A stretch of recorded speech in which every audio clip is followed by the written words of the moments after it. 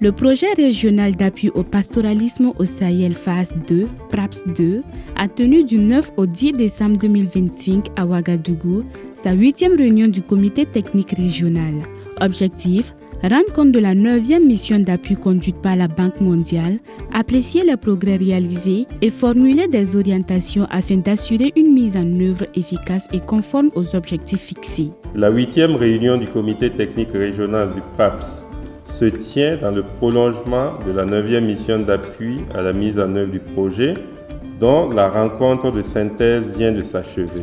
Cette session sera consacrée à la présentation aux membres de l'instance des résultats obtenus après 4 années de mise en œuvre du projet, à l'examen de l'état d'exécution du plan de travail et budget annuel de l'année 2025, ainsi qu'à la validation du projet de plan de travail pour l'année 2026 du PRAPS de 6.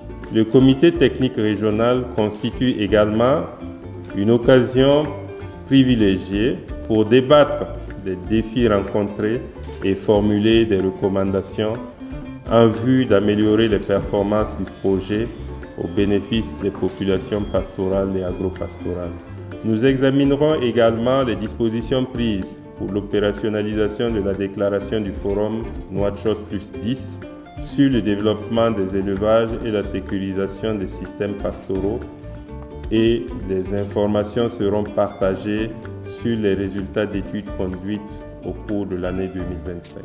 Organisée au lendemain de la réunion régionale de synthèse de la 9e mission d'appui, cette rencontre a réuni les principaux acteurs du projet venus des 6 pays bénéficiaires, à savoir le Burkina Faso, le Mali, la Mauritanie, le Niger, le Sénégal et le Tchad. Au cours de cette réunion du comité technique régional, il a été constaté que le PRAPS 2 a enregistré des avancées notables dans la mise en œuvre de ses activités. Le PRAPS a fait de grandes avancées, notamment sur les infrastructures, sur la capacité à maintenir des cheptels en bonne santé dans des espaces sous gestion durable et générer des activités économiques. On a une bonne progression par rapport à la vaccination contre la PPCB et la PPR, en termes d'accroissement des revenus aussi, au profit des pasteurs et agropasteurs.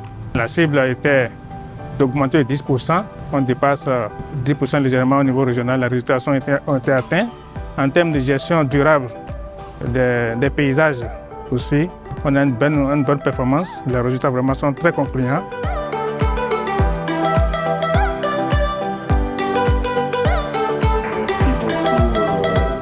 Les participants ont passé en revue l'état d'avancement du plan de travail et budget annuel 2025 et celui de 2026 afin d'assurer une planification alignée sur les priorités des pasteurs et agropasteurs du Sahel.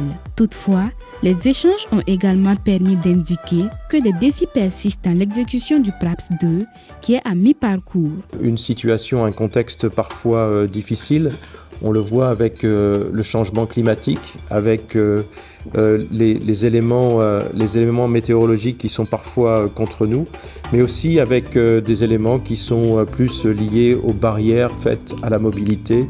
Et je voudrais mentionner ici, par exemple, la fermeture de frontières entre des pays du PRAPS que nous connaissons actuellement et qui devrait retenir toute notre attention pour que les outils et les instruments que nous avons mis en place nous permettent de dépasser ces barrières et ces frontières.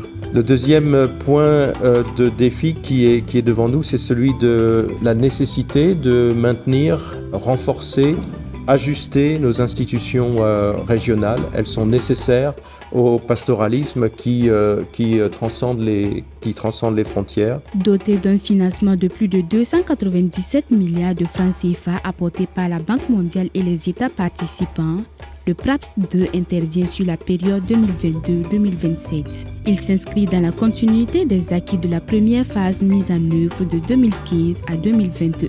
Coordonné par le Comité permanent inter-État de lutte contre la sécheresse dans le Sahel, il a pour objectif principal de renforcer la résilience des pasteurs et agropasteurs dans les 6 pays sahéliens bénéficiaires. À travers la 8e réunion du comité technique régional, ces pays ont réaffirmé leur volonté commune d'améliorer durablement les conditions de vie des communautés pastorales du Sahel, de sécuriser leurs moyens de subsistance et de faire du pastoralisme un secteur plus productif, inclusif et mieux gouverné. Les recommandations issues de cette rencontre guideront les prochaines étapes du projet.